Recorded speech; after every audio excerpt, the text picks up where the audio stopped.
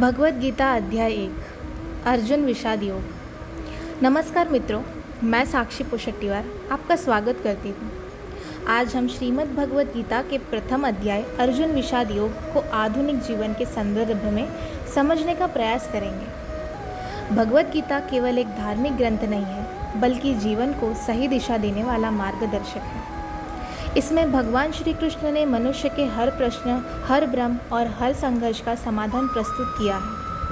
यदि हम स्वयं को अर्जुन मान लें और श्री कृष्ण को अपना मार्गदर्शक, तो जीवन की अनेक कठिनाइयों का सरल हो सकता है।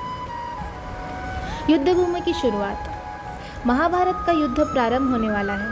हस्तिनापुर के राजा धृतराष्ट्र, जो नेत्रहीन थे, संजय से पूछते हैं कि हे संजय, कुरुक्षेत्र में क्या हो रहा है। वे जानना चाहते हैं कि उनके पुत्र और पांडुपुत्र युद्ध भूमि में किस प्रकार खड़े हैं। धृतराष्ट्र की यह चिंता केवल युद्ध की नहीं थी, उनके मन में यह भय भी था कि कहीं उनके अन्यायपूर्ण निर्णयों का परिणाम उनके सामने न आ जाए। अक्सर जीवन में हम जब गलत निर्णय लेते हैं, तब भीतर कहीं न कहीं उसके परिणाम का डर भी रहता है। दुर्योधन का दृष्टिकोण। संजय बताते हैं कि दुर्योधन पांडवों की सेना को देखकर अपने गुरु द्रोणाचार्य के पास जाता है। यह शत्रु पक्ष के वीर योद्धाओं की शक्ति का वर्णन करता है। यह हमें एक महत्वपूर्ण सीख देता है कि किसी भी चुनौती का सामना करने से पहले हमें उसकी वास्तविक स्थिति को समझना चाहिए। समस्या कितनी बड़ी है, उसकी ताकत क्या है और उसके प्रभाव क्या हो सकते हैं, इन सब का सही आकलन आवश्यक है। अपनी शक्तियों को पहचानना।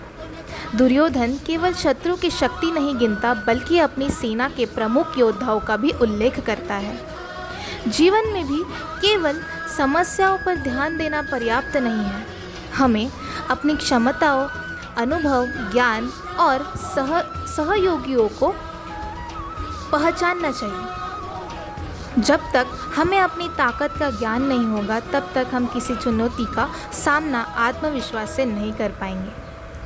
आत्मविश्वास और अहंकार का अंतर। दुर्योधन अपनी सेना को अजय मानता है, यह उसका अहंकार था। आत्मविश्वास व्यक्ति को आगे बढ़ाता है, लेकिन अहंकार उसे वास्तविकता से दूर कर देता है। जीवन में सफलता के लिए आत्मविश्वास आवश्यक है, परंतु विनम्रता उससे भी अधिक महत्वपूर्ण है। शंखनाद का संदेश। दोनों सेनाओं में शंख बजते हैं। यह केवल युद्ध की घोषणा नहीं थी, बल्कि अपने अपने पक्ष का मनोबल बढ़ाने का माध्यम भी था। आज के समय में हमारा शंखनाद क्या हो सकता है?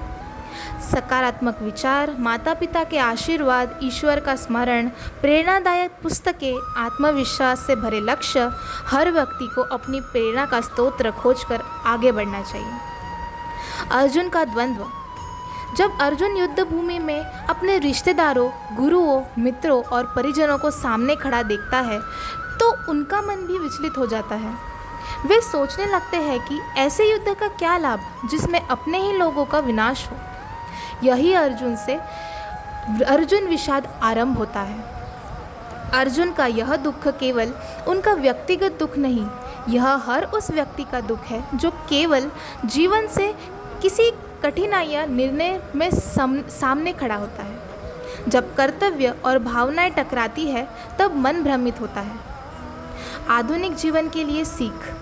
आज हमारा युद्ध तलवारों से नहीं होता, हमारा युद्ध होता है असफलताओं से, भय से, आत्मसंदेह से, प्रतिस्पर्धा से, तनाव और चिंता से।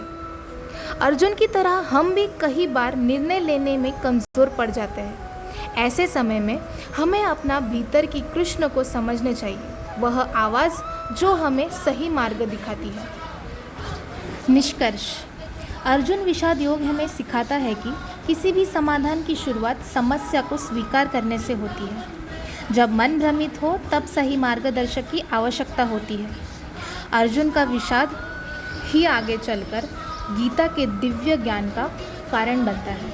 इसलिए जीवन में जब भी कठिनाई आए, उन्हें अंत नहीं, बल्कि नई सीख और नए ज्ञान की शुरुआत समझिए।